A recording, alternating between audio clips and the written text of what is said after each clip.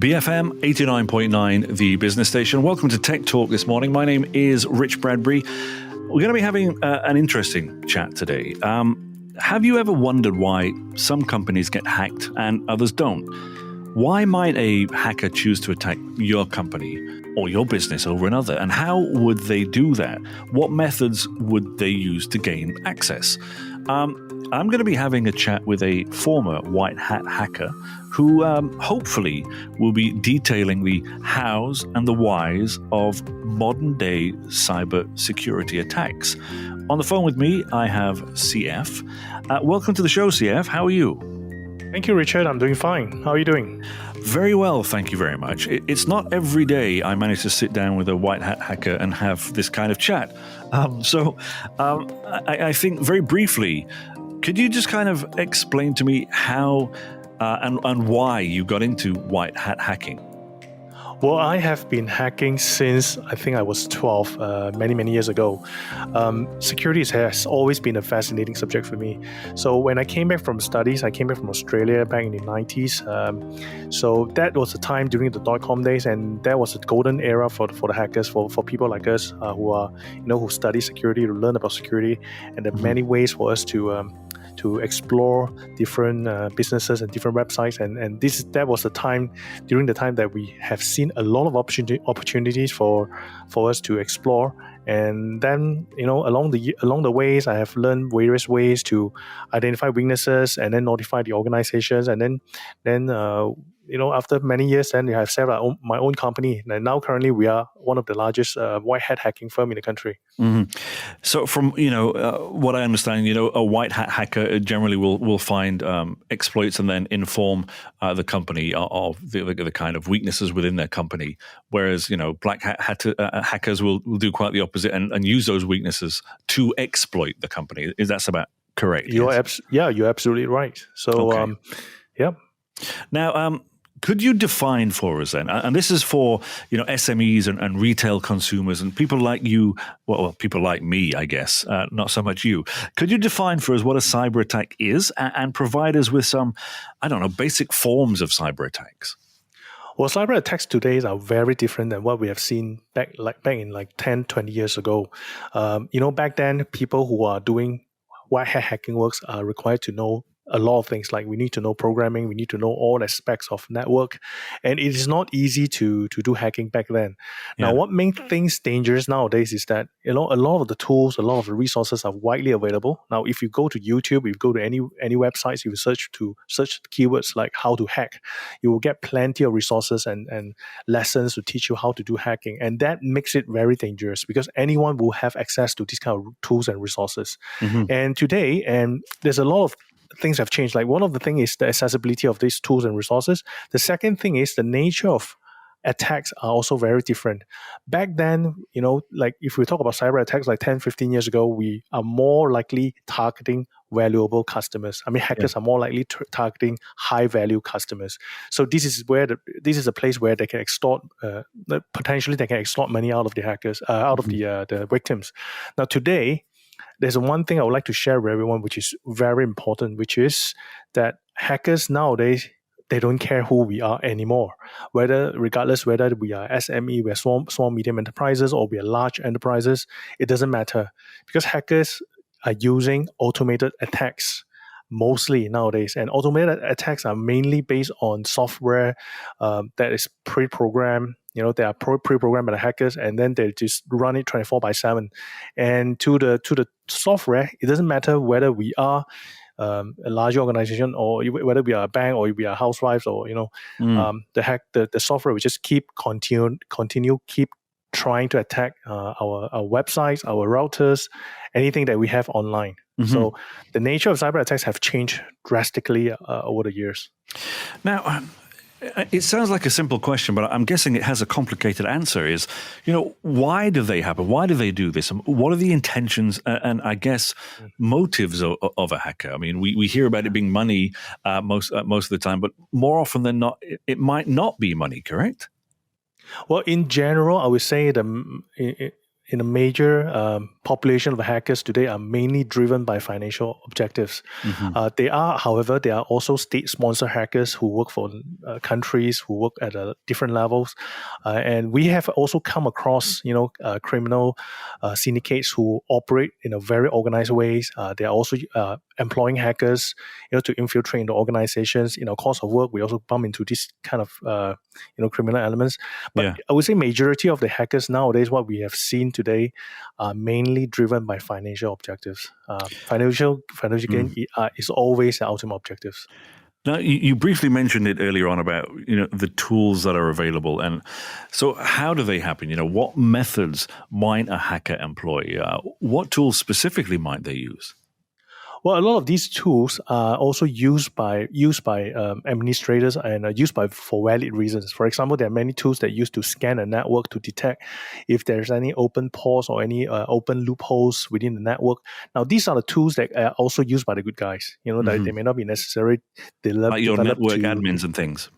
Exactly, that can be used by the good guys. It's just that the way how you manage the findings that differentiate whether you are the good guys or the bad guys. Once you have identified certain weaknesses in the network or in the systems. So tools are widely available, and there are many tutorials, many lessons now is widely available on the internet. You can even enroll to a course to learn about hacking. And universities today have also opened up classes, as a even in the degree program, you get to learn about how to do penetration testing, how to do hacking, and how to do computer crime investigation and digital forensic. So things have changed a lot. With the ease of accessibility to all this information, that also makes it kind of challenging for us as a defender, and also for business owners. They also need to stay alert and be more aware about the cybersecurity of their business. I mean, let's focus a little bit then on these kind of smaller businesses. How are these particular targets determined? Why do they pick the companies that they do, I guess? I think today, like I said before, the hackers don't really distinguish whether it's large businesses or smaller businesses.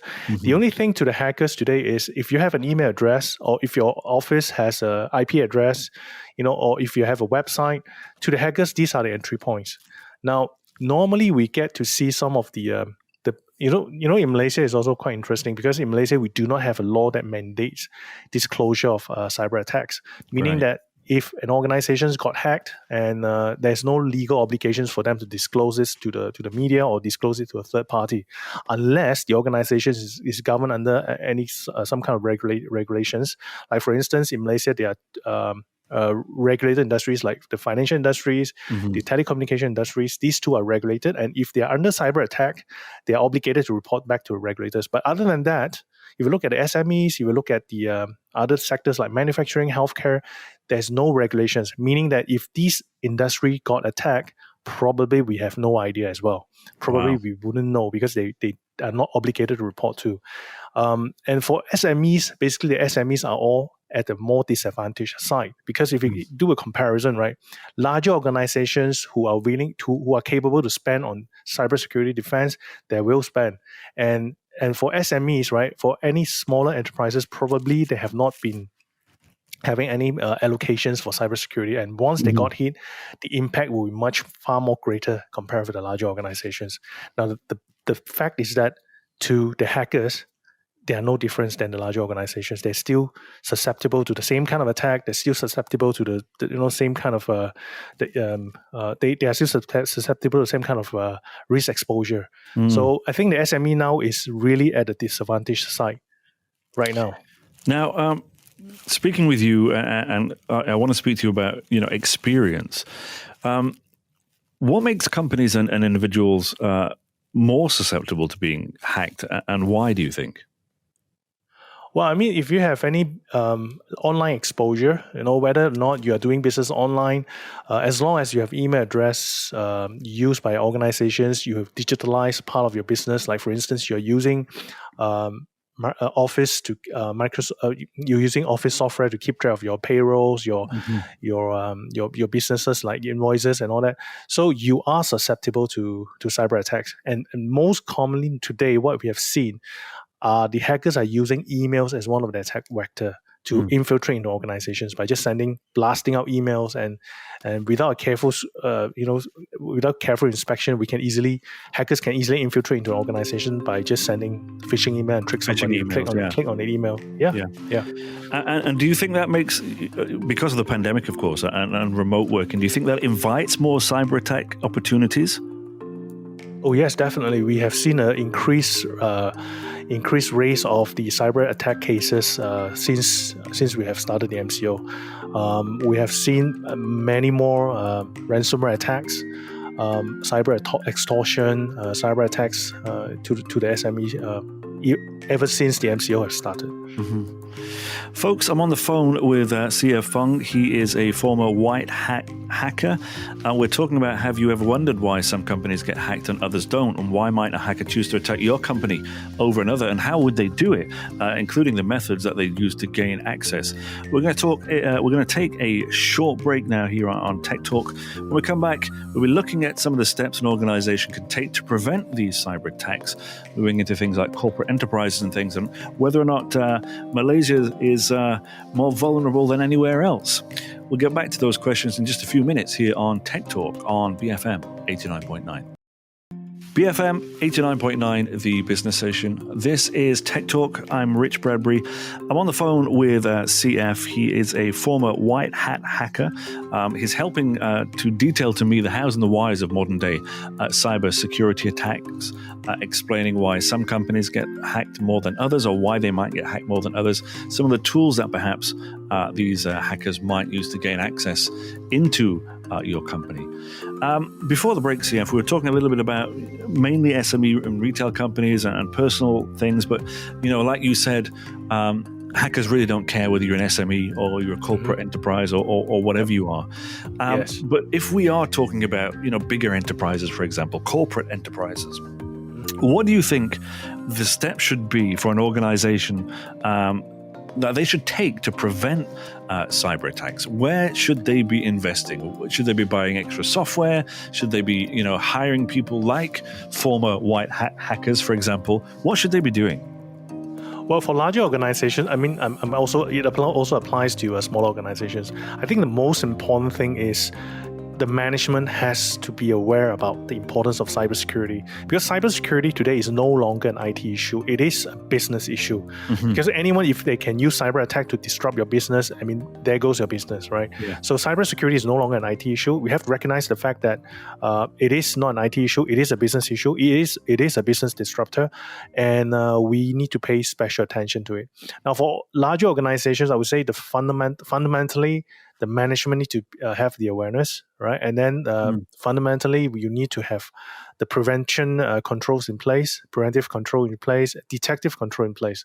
Now, what are preventive controls? Like very simple, simply say, we can look at things like firewalls. You use firewall to block out unwanted traffics. You can use intrusion prevention system to detect unwanted traffic trying to attempt to gain access into your network. And from deploying products to deploying processes, many works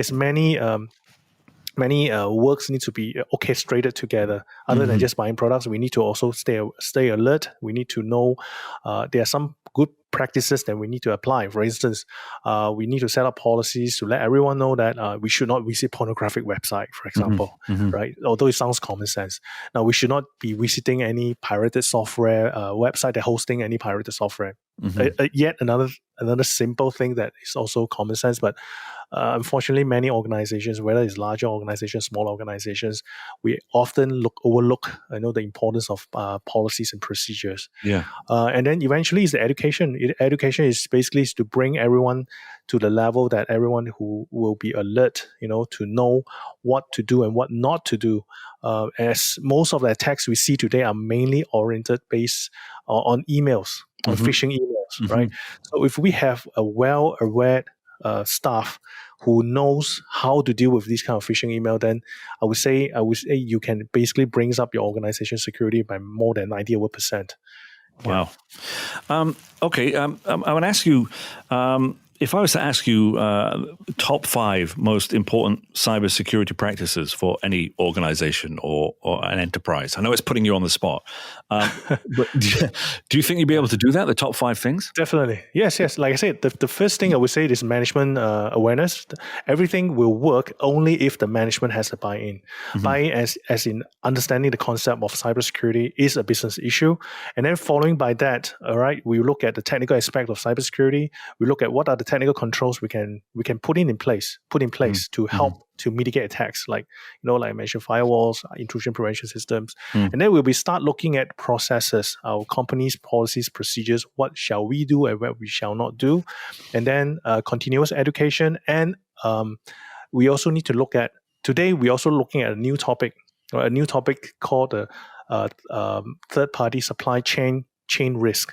Now, what is a third-party supply chain risk? A third-party supply chain risk is that it is no longer enough to know how secure we are. We also need to know how secure is our supplier, because for many cases that we have witnessed over the last several years, we also noticed that hackers today, they're no longer, if they wanted to attack an organization specifically, they do not just attack the organization, they will attack their supplier, and then through the supplier's trust with the particular organization, they will infiltrate the organizations through their suppliers. So today, that's kind of like a hacker by proxy.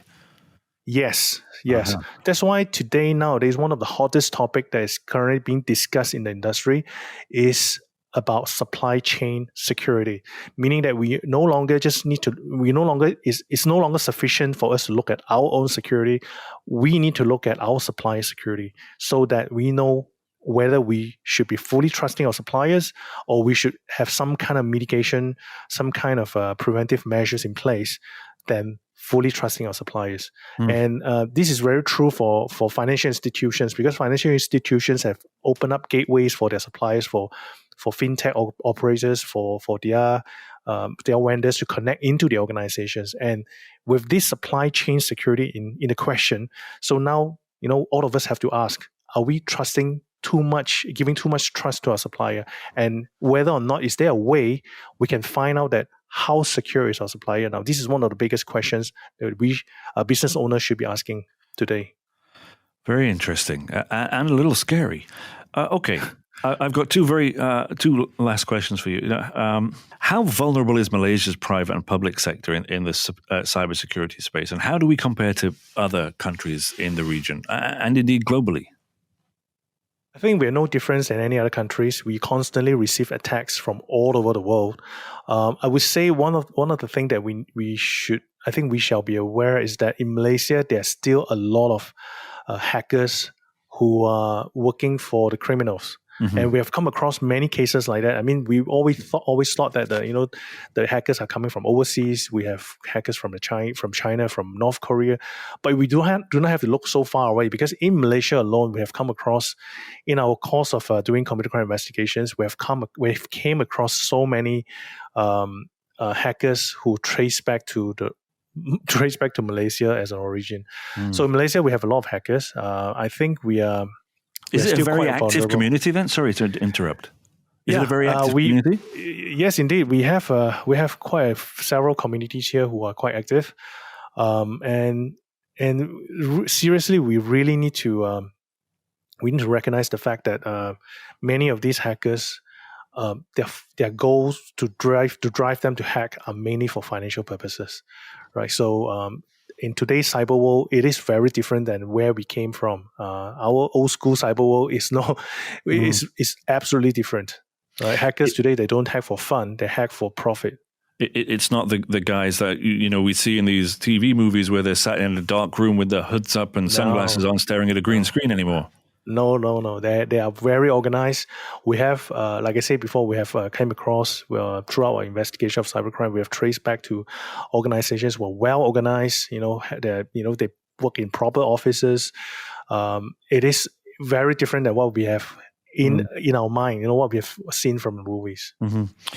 Well, I suppose the final question then is, which is safer for an organization to host their applications and data? Is it safer to host it privately or in the public cloud? Well, this is a very tough question to answer because there's no absolute way to be certain. Because either you host it on a public and private cloud, and both also have their own challenges. But I would say for SMEs, smaller enterprises, if you do not have any insufficient resources to manage it in-house, then it's better to just move it to the public cloud. That will help you to save costs in terms of maintenance and long-term administrations. Does that differ for corporate enterprises? Well, for large enterprises, depends. Because if you have good resources, good people in place, and if you would rather to keep some of your information private to yourself and you wouldn't want to have any kind of exposure, then you should host it privately. But I think the overall trend today in the world is moving towards the public cloud infrastructure, mainly because the advantage is outweighing the disadvantage compared with the private hosting. CF, thank you so much for sharing your time with me today. Thank you, Rich. Good to be here. Folks, I've been on the phone with CF Fong. He's a former white hat hacker. We've been discussing, have you ever wondered why some companies get hacked and others don't? Why might a hacker choose to attack your company over one or another? How would they do it? And what methods would they use to gain access? If you did miss any part of this show, I highly recommend you download the podcast. It's available via bfm.my, or you can listen via the BFM app, which is available at the Apple App Store or Google Play. My name is Rich Bradbury on Tech Talk for BFM 89.9, the business station.